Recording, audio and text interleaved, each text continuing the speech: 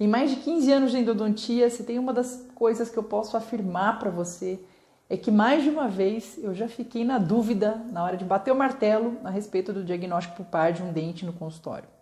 E hoje, mais do que nunca, eu sei que para um diagnóstico pulpar ser feito da forma mais conclusiva possível, ele exige do profissional cuidado com 2 pontos básicos.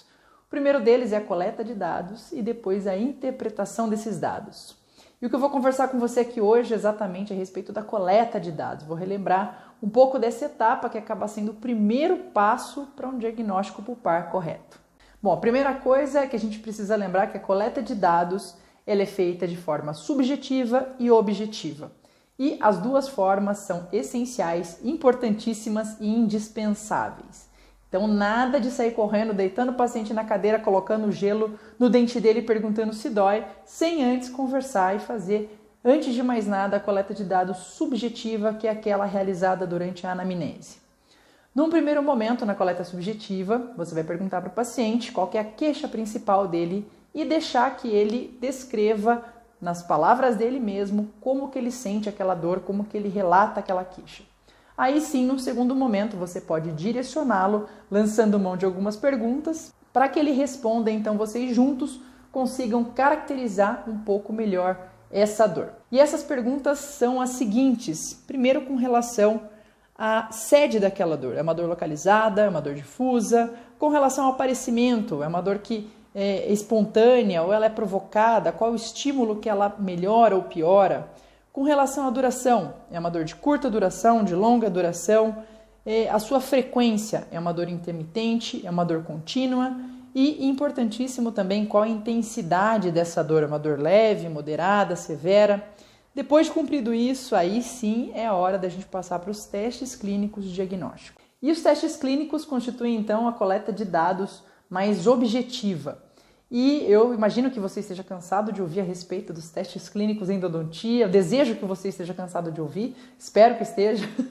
Mas mesmo assim, eu vou dividir aqui 2 detalhes, especialmente antes de falar dos testes em si, mas de 2 detalhes na execução desses testes que são importantíssimos para você ter uma resposta mais adequada que possa realmente ser usada para o diagnóstico. Esse primeiro detalhe é sempre realizar esses testes clínicos sob isolamento relativo, ou seja, rolete de algodão, campo seco, aí sim você pode executar os testes. E o segundo detalhe, que é importantíssimo, é jamais comece um teste clínico pelo próprio dente suspeito. Se o paciente apontou para você um dente, você não vai de cara colocar um gelo naquele dente, você não vai bater naquele dente. De preferência, você vai escolher o dente homólogo, ou seja, o mesmo dente do outro lado da arcada, ou algum outro dente que seja saudável. Por quê? Antes de mais nada, antes de você saber o que está alterado, você precisa saber o que é normal e o que é normal para aquele paciente. Então, primeira coisa, campo seco, com isolamento relativo e depois começar os testes por um dente que seja saudável a fim da gente ter uma resposta do que é normal daquele paciente.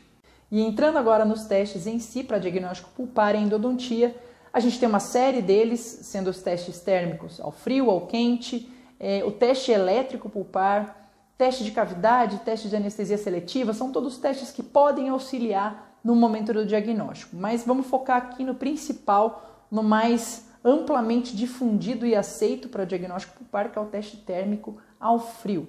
Para a execução desse teste existem também alguns cuidados, acredito que você até já sabe, mas vale relembrar aqui na sequência.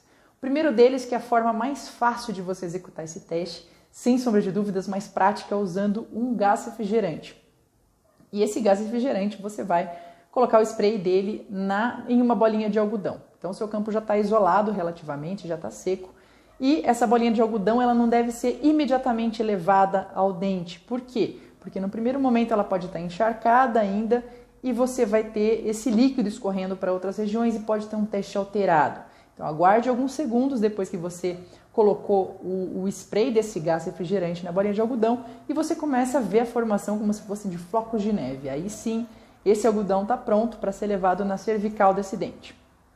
Importantíssimo, nada de sair colocando gelo no dente do paciente sem avisar antes o que ele pode sentir e como que ele vai comunicar isso para você. porque senão esse paciente ele pode pular na cadeira, pode ser tratado de um dente normal, e ele vai pular na cadeira não em função de uma resposta exacerbada, mas mais em função do susto que ele vai tomar. Então avisou o paciente, seu José, o senhor pode, nesse momento agora eu vou colocar um geladinho no seu dente, o senhor pode sentir como se estivesse mordendo um sorvete, e aí o senhor me avisa, levanta a mão a hora que sentir, e eu já removo esse geladinho e o senhor vai me avisar de novo a hora que essa dor passar. Então, comunicado o paciente, explicado, orientado o paciente como é que ele vai responder, aí sim você leva esse algodão no terço cervical desse dente por vestibular. Assim que o paciente der a resposta, você remove o algodão e monitora o tempo que esse dente vai levar até parar de doer. Então, de resposta desse teste, você vai anotar tanto se houve resposta ou se não houve, se aquele paciente reagiu ao frio ou não, e se ele reagiu ao frio, qual que foi a intensidade dessa resposta e também a duração dessa resposta. Passou logo em seguida, demorou alguns segundos para passar ou não. Você já está conversando com o paciente ali há 5 minutos e o paciente ainda fala, poxa, está latejando ainda meu dente. Então, todos esses dados são importantíssimos. Lembrando que você começou anotando os dados de um dente homólogo, de um dente saudável, depois, sim, dos dentes adjacentes àquele dente suspeito e também do dente suspeito. Finalizado o teste térmico ao frio, então é hora de você já aproveitar e realizar os testes de percussão vertical, horizontal e teste de palpação em fundo de sulco.